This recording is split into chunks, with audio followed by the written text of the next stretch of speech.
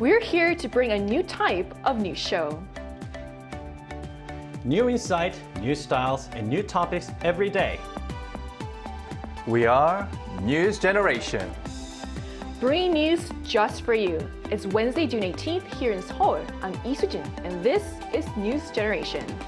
Joining us today is Ki Kim. Happy Hump Day! Happy Wednesday to you too. And Park Ki-yoon is with us. Thanks for having me. Thanks for coming in. So both are here to speak on behalf of people in their 20s and 30s. It's Wednesday, and we're going to begin with our keyword news. So today's keyword is travel advisory. South Korea's foreign ministry announced on Tuesday that it has raised the travel advisory for all regions of Iran to level 3, urging citizens to cancel or delay travel and advising those already in the country to consider leaving. The level 3 advisory took effect at 1 p.m. Tuesday, upgrading areas previously under a level 2.5 alert and maintaining the level 3 warning already in place for other parts of Iran. The foreign ministry says it will keep monitoring the situation and take necessary steps to protect South Korean nationals. So, Kyun, have you ever had to change or cancel travel plans? And do you think these travel advisories are helpful? Yes, during COVID-19, I had to cancel all my travel plans, both domestically and internationally, and I'm sure many other people around the world had to do the same back then. In terms of travel advisories, I think they're quite effective, especially for people who actively monitor government updates or are cautious travelers as they provide specific reasons that help people assess risks. As for the case traveling to Iran, it only makes sense to delay or even cancel travel plans because the footage of an Iran state TV being bombed during a live broadcast only shows you how frightening and dangerous the situation currently is over in Iran and, of course, Israel. And I think the world needs to really stop wars from happening, but peace seems to be something really hard to find in today's society. And I hope that all Korean nationals in Iran and Israel do stay safe.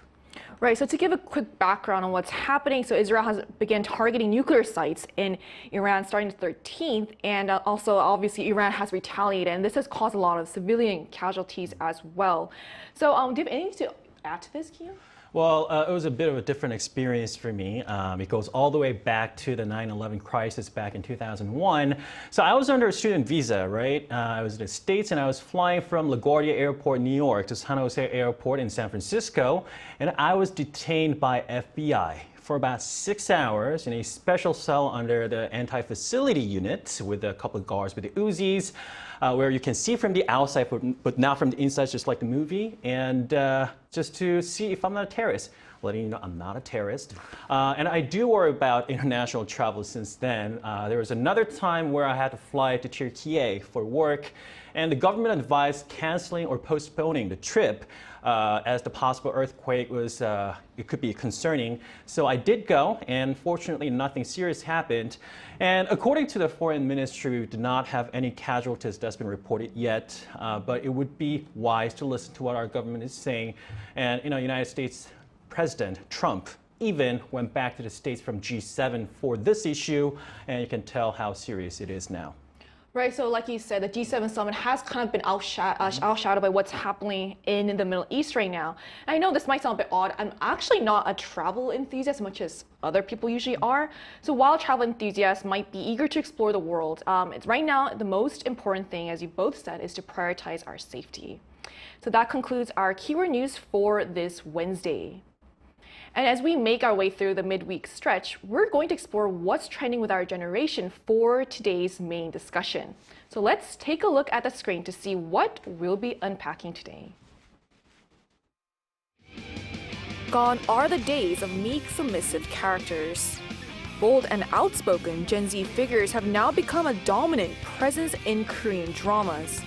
As young people grow increasingly vocal about their beliefs and unafraid to express themselves, dramas have also embraced characters who embody that fearless spirit. On today's episode of News Generation, we'll explore a trend that shows how TV often mirrors contemporary social realities, offering a window into the values of young Koreans as they navigate the challenges of modern life. So to kick off our main discussion about the portrayal of millennials and Gen Zs in Korean dramas. So, do either of you watch Korean dramas? And if so, what type of dramas do you prefer? Well, I do like K-drama, of course, and I was on maybe 20 different dramas or so in different roles. And lately I've been, haven't been following up, to be honest, for the famous ones, but then I would wait until the last episode airs so that I can watch all in one seat in the couch, because I hate waiting for the next episode to show up.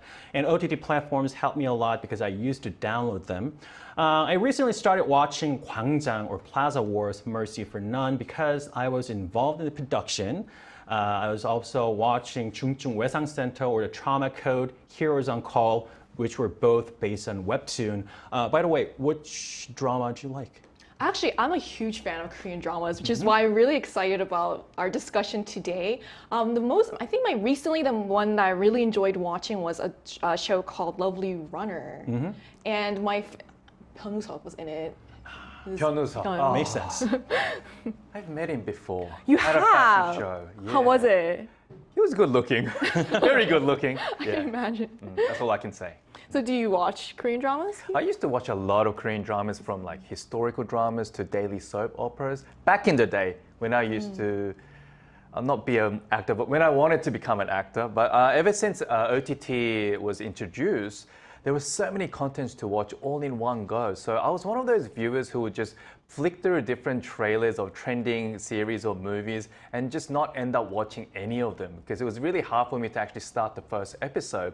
So the last episode the series that I actually completed was obviously When Life Gives You Tangerines. And the one that I started just last night was the movie 광장. It's called Plaza Wars. None for Mercy. None for Mercy. That Key was involved in. It's a great series. It's actually ranked second non-English show globally, and I really intend to finish this within a couple of days. So you mentioned how you used to be really, you used to know all the dramas. I kind of relate to this. I mean, nowadays, I say I like dramas, but I don't know if I can actually say it. But then what I do now is I watch summary videos. All right. And so I have a friend who's also a huge fan of Korean dramas, but she said it doesn't count. You have to watch it from start to finish for you to say you really watched the show. But yeah, I think summary videos are one way for people to catch up as well. So, but even if you're not a K-drama fan, it's hard to deny just how popular they've become. And a big part of their appeal is their fun and distinctive characters. Lately though, a certain kind of Gen Z character has been showing up more and more. So Ki, what are some standout traits that these characters have? So think about the latest drama you've watched, or even the Saturday Night Live show Korea. They're often depicted as bald, outspoken individuals who embrace their uniqueness and don't hesitate to speak their minds. So let me just give you an example, okay? We're going to play a drama skit for all our viewers. We're all going to a 회식 or team dinner. And here, Ki-Yoon's going to play our producer, Mr. Almighty Power. And you are going to play... Wait, me? Yes, you are going to play a new intern who represents MZ generation here, okay? Ready? Action. What will be a good menu for tonight's team dinner? Since there's 10 people, we're low on budget. Let's go for chicken. Very affordable, can feed everyone, and yeah, it feed me as well. So what do you think, intern Sujin? You know what? Actually, I think fried chicken is not that great of an idea. You know what I think would be really good for our dinner? I think it's maybe steak. How do you feel about that? Steak. I'm not really a fried chicken person, and it's like fried chicken is not even that healthy for you. So steak would be a good idea. And cut. Okay, so you can tell, Susan, by the way, great job. You can tell they're very straightforward and they really tell what they want. So back then, between fried chicken and steak is way too expensive, and newbies really didn't say anything what the boss says. They didn't go against what the boss was actually saying, but things are different now. Of course, there's a bit of an exaggeration here to make the scene more interesting, but it's actually what I or my friends are seeing nowadays. And also, there's another trait of MZers, and they're portrayed as like free-spirited enough to work with earbuds on or even headphones on in the office. And they're seen as very individualistic and not afraid to really voice their opinions, even to their seniors. So we'll show you another trait of our MZ generation with another skit to depict another trait. So here we go. So Keon is going to play a senior role, and I'm going to be the junior. Okay, here we go. Action! So, Kyun? Yes. Kyun? So, can you bring me that PowerPoint slide that I gave you yesterday? Which PowerPoint? The PowerPoint slide that I told you to do yesterday. Yesterday. That would not be possible because you asked me to do it yesterday, so I cannot finish it by now. If I do, it will not be complete, and I don't want to present something that is not complete. By the way, you never told me a deadline, so I cannot finish it by today. Cut. Again, this was made for just pure entertainment, so maybe these scenes were somewhat exaggerated, but it does highlight the negative aspects of the younger generation in offices by kind of somewhat overgeneralizing and portraying them as like a rude generation. So you mentioned the negative aspects of it, but I think it's just, I just want to point out that I don't think it's just K-dramas that do this. You know, we see this a lot. I took a class on this, how, you know, Asians were portrayed on Western media. And, you know, I don't know if you guys heard of it, but something called Yellow Peril, such as there's an Asian character in Breakfast at Tiffany's. So I feel like these types of stereotypes do come up a lot in different shows. And I think for K-dramas, though, while a lot of it can be realistic and also, well, it can also give people a way to show maybe a positive or aspirational aspect of it as well. So we're going to take another perspective on this. So after the break, we'll be joined by Indonesian K-drama fan who's currently studying at a university here in Korea. So stay tuned.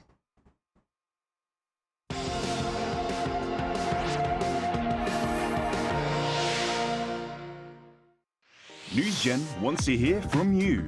Go to YouTube and search our channel Arirang News. Click Community and leave a comment down below. Make a new type of news with us.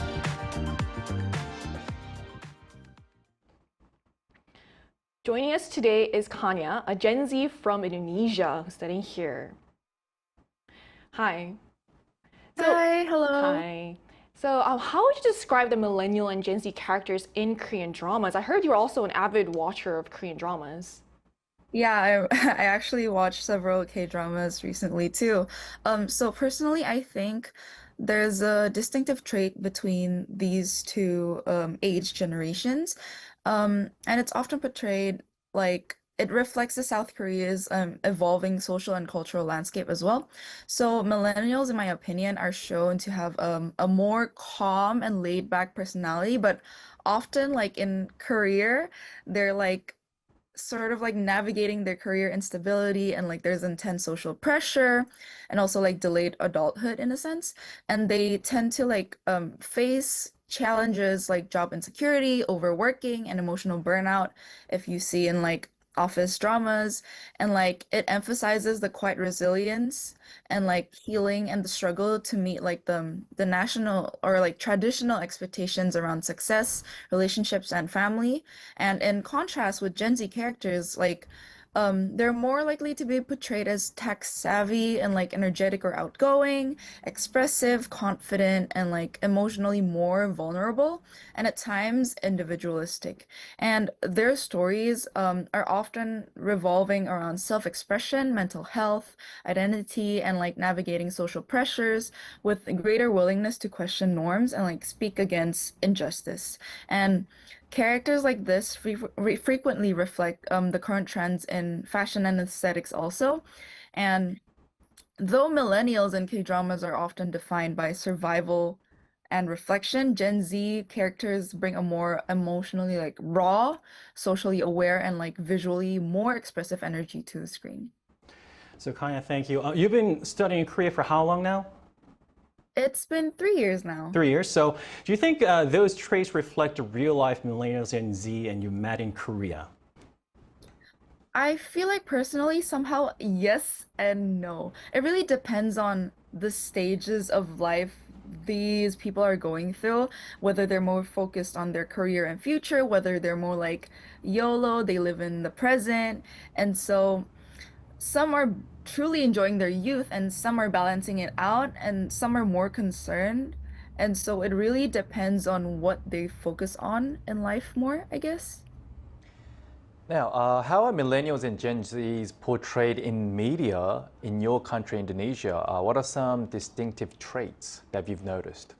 So I feel like there are some similarities that I found between Gen Z and millennials back home in Indonesia and in Korea also. And so back home, millennials are seen to be more old styled or old fashioned because how they're used to work or live with older generations as well. And they're more often like calm and reserved, some like millennials here. And they sometimes try or like create effort to blend in with Gen Z, but often get left out with the trends. And they also adapt a more like healthy lifestyle and like a more balanced lifestyle since most of them are reaching 30s as of right now. And for example, like a trend that's been going on is like on Saturdays, they would go out, play tennis, golf, or like paddle on the weekends before doing brunch or grabbing matcha with their friends, which could be a fun thing, or like maybe night runs after work and like those activities. And whereas Gen Z is often seen as sort of a more like confident and rebellious packed schedule type of characters or people back home. And while they balance the fun, they are also the type of people that would stick to their ground, even if they're right, regardless. Like, for example, they're facing a senior at work, they wouldn't mind arguing and voicing out their opinion if they think it's right.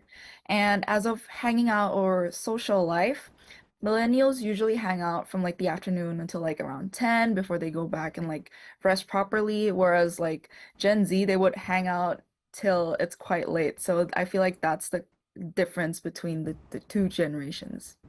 Right, it was really interesting to see to hear about how just Gen Zs in general, and you can kind of see how they tend to stand their ground, as you said. So thank you so much for sharing your insight today and for giving us your time today. You're welcome. Thank you. Thank you. Oh. So we just heard what a university student thinks about the way Gen Z is portrayed in Korean dramas. We also conducted a poll on the Arirang News YouTube channel asking viewers how they think people in their 20s and 30s are portrayed in Korean films and TV. Here were the results. 63% of the respondents said they were depicted as characters that speak their minds without hesitation, and 22% said they were shown as quiet but standing up for justice, and 15% saw them as upbeat and unique. So the poll also shows that a majority of people agree that Korean dramas portray millennials and Gen Zs as bold and outspoken. Why do you think people or young people are portrayed this way? Well, at the end of the day, the drama reflects reality in society in which they are made. Korean traditional workplace culture has undergone significant changes nowadays. And if you also take a look at TV's nature back in the 1990s, the Xsesede or Generation X, we're also seeing they're portrayed as MZ generation right now. So it also has to do with the drama nature. So it reflects the Korean society and also the nature of the TV. Right. I think it's really interesting to hear about how seeing these generation clashes play out is also could be an entertainment aspect as well. But looking at this, what kind of potential problems do you think this can arise from this? So dramas can serve as an opportunity to better understand the other generations. So in real life, generational conflict can be very stressful, but dramas allows us to observe it from a step back.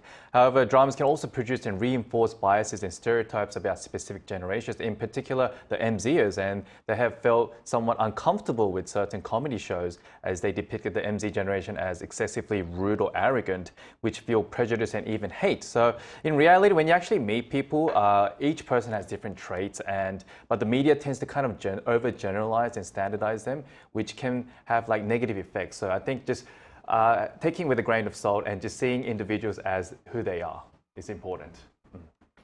So we've talked quite extensively about the outspoken Gen Z trope in Korean dramas, but before we wrap up, I want to ask, do either of you have a favorite type of character or storyline in Korean dramas? But what's one thing you think viewers should keep in mind while watching these portrayals? Well, I love Park Seo-hee, played by Park Seo-jung in Itaewon Class, how he finally won that revenge against the villain. And I also love 작은 빈 from 우영우 from The Extraordinary, Attorney Woo, or Seomoka from The Castaway Diva or Muindoe Diva. I like characters who give a positive note to the viewers, but one thing to remind you that a lot of these could be far from the reality because again, it's a drama, right? So please keep that in mind. Try to differentiate the reality and actually what's happening in the drama. Right, Hyun? I completely agree with Ki. Dramas are just dramas. It's made and intended for just pure entertainment. So being able to really differentiate from your real life to these characters in the dramas can really help you to enjoy the dramas to the fullest. I really personally enjoy the confident Gen Z characters because for me, I feel like I can live vicariously through these characters. And I also personally believe that the best way to deal with what may feel like you said, exaggerated stereotypes is to focus on perhaps the positive aspects. In the case of Gen Z portrayals, it's more meaningful to appreciate traits like their honesty or their independence and drive rather than getting caught up in the negatives. So that brings us to the end of our episode, but NewsGen will be back tomorrow at 10:30 a.m. Korea time. Big thanks to Ki Kim. Thank you. Thank you for coming in, and Park Gi-eun for Always a joining us pleasure. today. Glad to have you. And to all our viewers, thank you for watching, and we hope you have the best day. We are News Generation.